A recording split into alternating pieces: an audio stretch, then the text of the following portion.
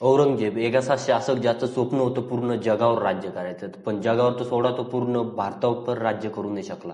दख्खन जिंकायला आलेल्या औरंगजेबाला मराठ्यांनी 27 वर्ष रोखून धरलं आणि अखेर त्याची कबर याच महाराष्ट्राच्या मातीत खोदली गेली. त्याची कबर आज पण छत्रपती संभाजीनगर येथील खुलताबाद येथे आहे.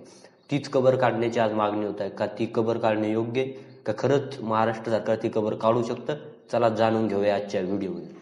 सर्वात आधी जाणून घेऊया की महाराष्ट्र सरकार खरंच औरंगजेबाची कबर काढू शकतं का? तर याचं उत्तर आहे नाही.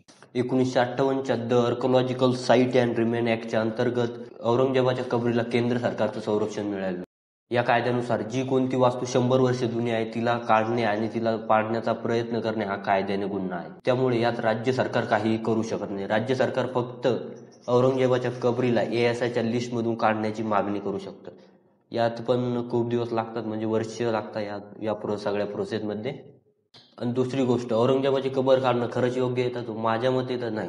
कारण औरंगजेबाची कबर ही मराठ्यांच्या शौर्याची आणि इतिहासाची एक जाणीव आहे.